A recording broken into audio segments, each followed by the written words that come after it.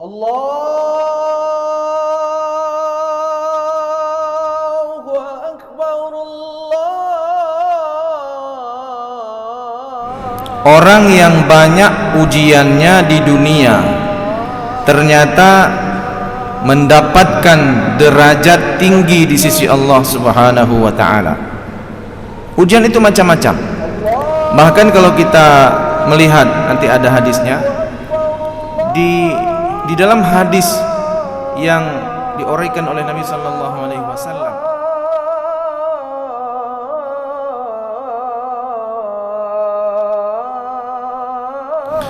Bismillahirrahmanirrahim. Assalamualaikum warahmatullahi wabarakatuh.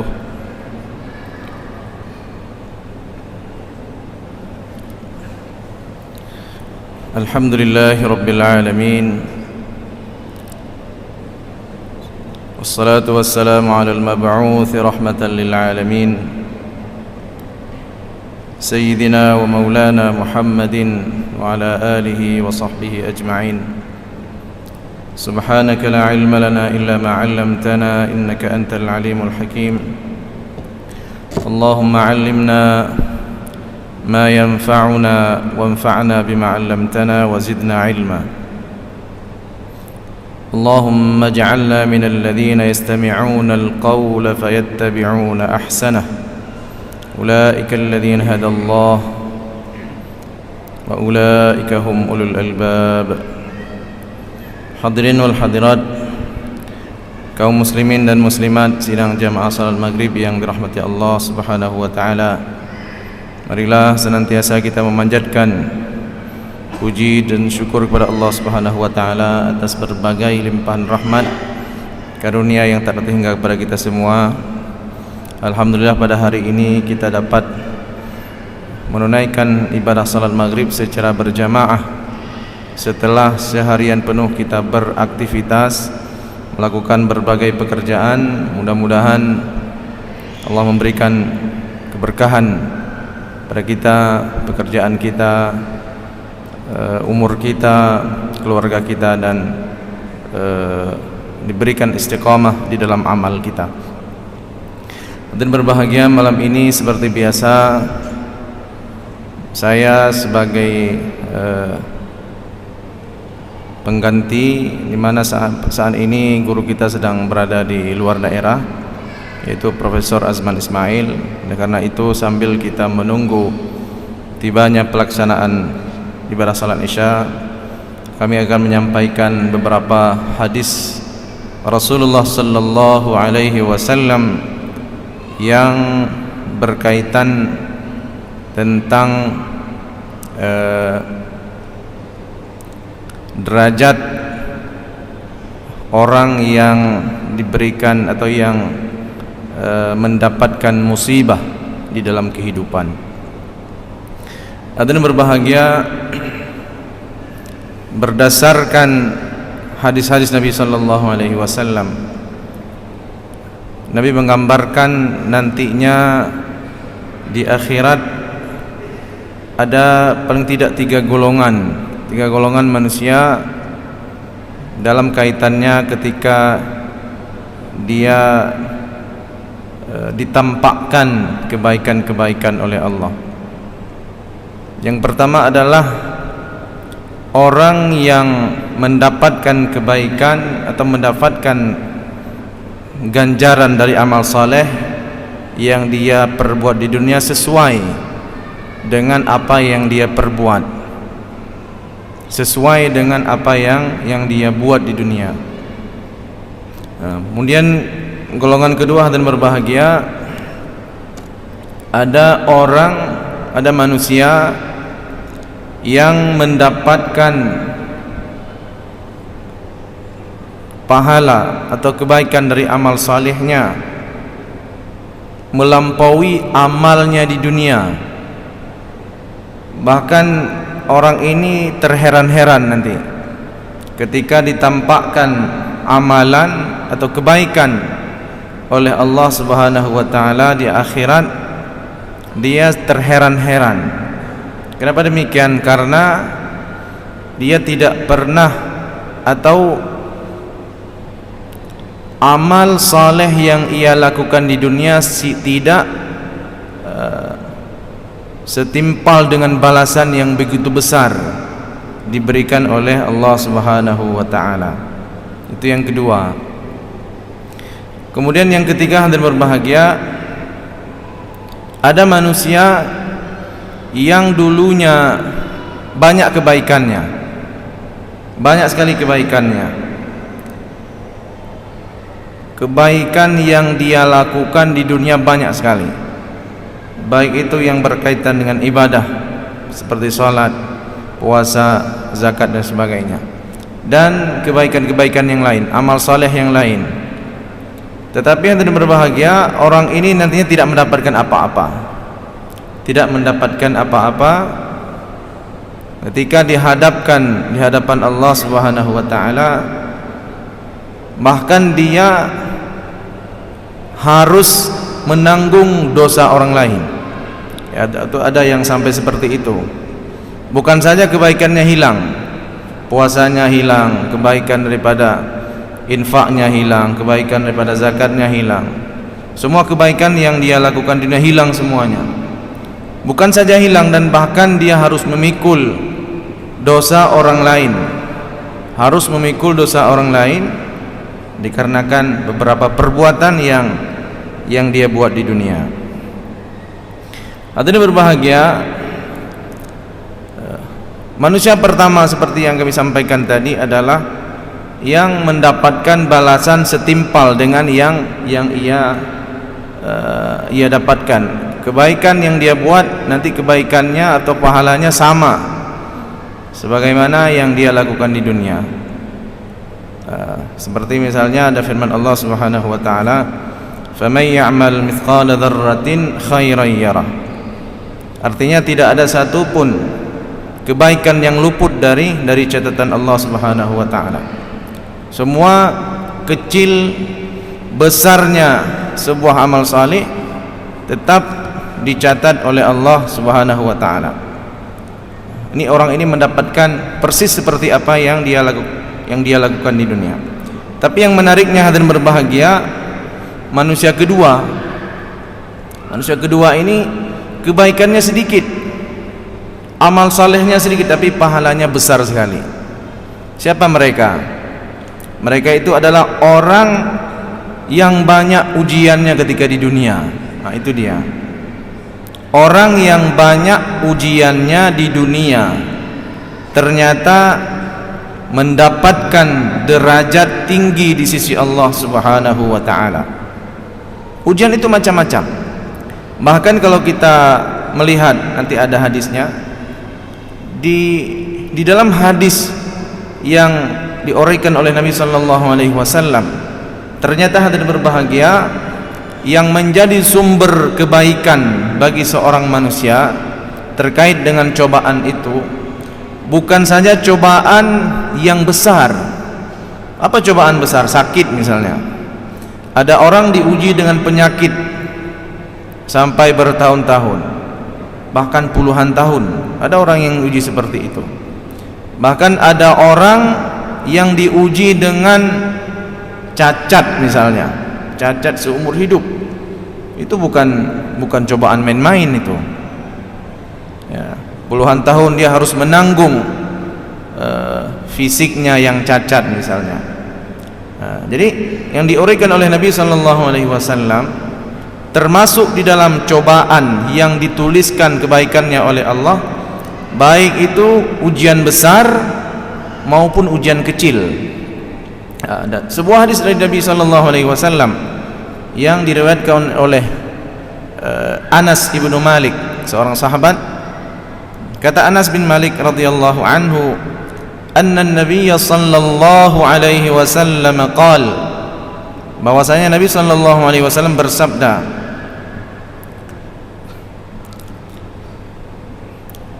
inna 'idhamil jazaa'i ma'a 'idhamil balaa'i wa inna Allaha idza ahabba qauman ibtalahum. Kata Nabi sallallahu alaihi wasallam, besarnya kebaikan atau balasan yang diterima oleh seseorang itu setimpal dengan besarnya ujian, kata Nabi sallallahu alaihi wasallam. Dan sesungguhnya apabila Allah mencintai sebuah kaum, tentunya juga mencintai seseorang. Ketika Allah mencintai seseorang atau mencintai sebuah kaum, ibtalahum, Allah akan coba kaum ini, atau Allah akan coba orang ini. Faman radiya falahur ridha, barang siapa yang terima dengan takdir Allah, terima dengan ridha. Ridha itu sederhana sekali, hadirin berbahagia. Ridha itu menerima ketentuan Allah tanpa protes. Itu ridha namanya. Tidak protesnya. Menerima segala bentuk cobaan yang diberikan oleh Allah. Falahur ridha. Ketika orang ini ridha dengan ketetapan Allah, maka Allah pun ridha dengan hamba ini. Waman sakhita falahus sakht. Tetapi barang siapa yang murka terhadap ketetapan, terhadap takdir yang ditimpakan oleh Allah, barang siapa yang murka, dia tidak terima terhadap ketetapan Allah Subhanahu wa taala, maka Allah pun murka kepada orang ini. Hadirin berbahagia, hadis lain daripada Abi Hurairah radhiyallahu anhu anin Nabi sallallahu alaihi wasallam. Kata Abu Hurairah radhiyallahu an, Nabi pernah bersabda seperti ini. Ma yusibul muslim, apa saja yang ditimpakan kepada seorang muslim, apa saja yang ditimpakan kepada seorang muslim, sesuatu yang tidak menyenangkan, yang tidak disukai, ya. Kita tidak suka terhadap cobaan itu, ya. Tetapi yang dimaksudkan dengan hadis ini adalah, dalam hadis ini adalah sesuatu yang secara umum manusia tidak suka tapi dia ridha, seperti itu.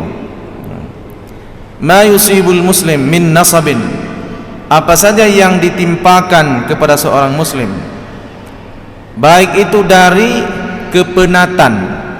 Penat itu capek, ya. Apa maksudnya hadirin berbahagia? Setiap orang pasti pernah merasakan capek, lelah di dalam mencari penghidupan, misalnya, mencari nafkah, misalnya bekerja, itu lelah itu. Nah, lelah yang kita dapatkan itu ternyata dihitung sebagai kebaikan oleh Allah. Lelah yang kita terima berpeluh-peluh mencari penghidupan, mencari nafkah, bekerja untuk keluarga dan sebagainya, itu dihitung oleh Allah Subhanahu wa taala sebagai kebaikan yang nantinya akan meninggikan derajatnya di akhirat. Bahkan para ulama juga menguraikan, bahkan lelah ketika seseorang melaksanakan kewajiban-kewajiban di dalam agama. Ketika seseorang bangun subuh misalnya, itu kan lelah. Bangun subuh melawan ngantuk, pergi ke masjid, itu lelah. Itu bukan sembarang orang yang sanggup melaksanakan seperti itu. Jadi artinya orang yang istiqamah salat subuh ke masjid dalam kondisi apapun, baik dalam kondisi tidak hujan maupun dalam kondisi sedang hujan, dalam kondisi panas, dingin, maka itu kan butuh energi. Pasti orang-orang ini akan mendapatkan kelelahan meskipun mereka tidak pernah cerita. Nah, artinya kelelahan baik itu dalam kaitannya ketika seseorang melakukan aktivitas yang sifatnya duniawi maupun aktivitas yang sifatnya ukhrawi, itu juga menjadi asbab ditinggikan derajat oleh Allah Subhanahu wa taala. Ma yusibul muslim min nasabin wala wasabin wala hammin wala haznin wala adha wala ghammin hatta asy-syaukatu yushakuha illa kaffarallahu biha min khatayahu. Dan berbahagia diuraikan oleh Nabi sallallahu alaihi wasallam, apapun yang ditimpakan kepada seorang muslim, baik itu sesuatu yang melelahkan, sesuatu yang membuat penat, kemudian ditimpakan penyakit, wasabin, penyakit itu kan melelahkan, penyakit itu butuh kesabaran, baik penyakit yang penyakit besar atau penyakit serius atau penyakit ringan. Misalnya ada orang yang diberikan cobaan, misalnya ada penyakit kanker misalnya, dia harus berobat, harus mengeluarkan banyak uang untuk menyembuhkan penyakitnya, maupun penyakit-penyakit biasa, sakit perut, sakit kepala, apapun bentuk sakit, itu menjadi dihitung oleh Allah. Semuanya dihitung sesuai dengan tingkat apa? Tingkat kepayahan, tingkat kesulitan yang diterima oleh seorang muslim, seorang mukmin. Min nasabin wala wasabin wala adha. Kemudian juga yang menjadi asbab mendapatkan kebaikan sisi Allah Subhanahu wa taala adalah adanya gangguan dari orang lain ataupun gangguan dari apapun. Misalnya seseorang bersabar terhadap perilaku tetangganya, atau seseorang yang suka diganggu oleh orang lain, yang suka dibuli misalnya, atau difitnah, dikata-katain dan sebagainya.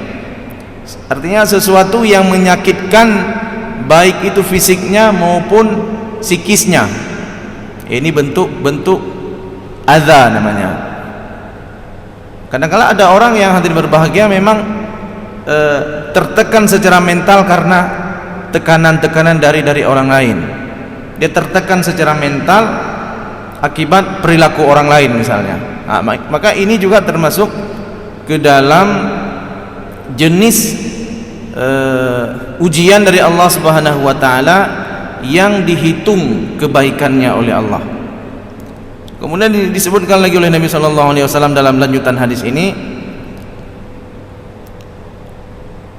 wala hammin wala haznin wala hammin itu seperti seorang gundah gulana, seperti seorang kebingungan, seperti seorang dia tidak tahu mau harus melakukan apa. Kalau sekarang itu ada istilah penyakit anxiety namanya, penyakit kecemasan. Itu menyerang orang-orang yang biasanya orang takut keluar, takut melihat keramaian misalnya. Itu ada satu penyakit psikologis. Dia suka menyendiri di rumah, tidak mau keluar. Ini tekanan-tekanan psikologis. Ini juga bagian dari ujian yang diberikan oleh Allah, itu menyebabkan seseorang ditinggikan derajatnya. Hadirin berbahagia, sampai beberapa uraian yang di dalam hadis Nabi sallallahu alaihi wasallam ini membuktikan betapa Allah Subhanahu wa taala sangat detail sekali ketika menghitung kebaikan seorang hamba. Sangat detail sekali. Sampai ketika seseorang dia gundah gulana, kebingungan, itu juga menjadi asbab kebaikan, daripada Allah Subhanahu wa taala kepada seseorang. Kemudian dalam hadis ini juga disebutkan wala haznin, ketika seseorang bersedih. Karena pernah seseorang mengalami kesedihan yang begitu dahsyat, misalnya ketika seseorang diuji dengan musibah kematian misalnya. Ada kadangkala manusia diuji dengan kematian anaknya sampai bersedih berbulan-bulan bahkan bertahun-tahun. Itu ujian yang digambarkan oleh Nabi sallallahu alaihi wasallam, di mana ujian-ujian ini diperhatikan oleh Allah, dihitung, dicatat kebaikan. Tetapi syaratnya apa, hadirin berbahagia? Syaratnya adalah ridha. Itu tadi, ridha. Dikatakan faman radiya falahur ridha. Barang siapa yang menerima cobaan ini dengan ikhlas, dengan ikhlas dia mengharapkan kebaikan di balik cobaan tersebut, maka orang ini akan mendapatkan kebaikan. Wala haznin wala adha wala ghammin. Juga penyakit-penyakit seperti galau misalnya. Ada seseorang galau misalnya karena ditinggal kawin misalnya, itu juga bentuk ujian dari Allah Subhanahu wa taala. Apabila seseorang ini memahami hakikat ujian tersebut, maka dia akan mendapatkan kebaikan, akan ditinggikan derajat oleh Allah Subhanahu wa taala. Dan yang menariknya hadirin berbahagia adalah di penghujung hadis ini disebutkan oleh Nabi sallallahu alaihi wasallam, hatta syaukatu yushakuha illa kafarallahu biha min khatayahu. Sampai ada duri kecil yang masuk ke kulit seorang muslim, ada duri kecil masuk ke telapak kaki seorang muslim misalnya, hatta syauka, duri, ya, ada duri masuk ke kulit kaki kita, ke telapak kaki kita, illa kaffarallahu biha min khatayahu. Dan ini semua cobaan-cobaan yang digambarkan oleh Nabi sallallahu alaihi wasallam, baik itu kepenatan, baik itu penyakit, baik itu ujian kesedihan, baik itu ujian kegalauan dan sebagainya, dan juga duri kecil yang menempel, yang masuk ke telapak kaki seorang muslim, ini menjadi asbab dihapuskannya kesalahan-kesalahan seorang muslim. Illa kaffarallahu biha min khatayahu. Ini menjadi asbab dihapusnya kesalahan-kesalahan seorang hamba. Oleh karena itu hadirin berbahagia, orang yang banyak mendapatkan ujian di dunia itu derajatnya lebih tinggi di sisi Allah Subhanahu wa taala. Dan bahkan di dalam hadis lain itu juga digambarkan oleh Nabi sallallahu alaihi wasallam. Nanti di akhirat hadirin berbahagia, ketika Allah Subhanahu wa taala memperlihatkan, menampakkan balasan bagi orang yang banyak ujiannya di dunia, baik itu penyakit, ujian kemiskinan, ujian macam-macam, ujian ketika misalnya masih muda, anaknya meninggal dunia misalnya. Jadi orang-orang yang uji seperti itu dan dia ridha terhadap ujian Allah, nanti akan ditampakkan kebaikan sampai orang ini sendiri terkejut melihat kebaikan itu. Jadi rasa-rasanya dia ingin mengatakan kepada Allah, saya tidak pernah beramal, saya tidak pernah melakukan amalan yang banyak di dunia sampai saya mendapatkan kebaikan yang begitu dahsyat ketika di hari akhirat nanti. Dan juga orang-orang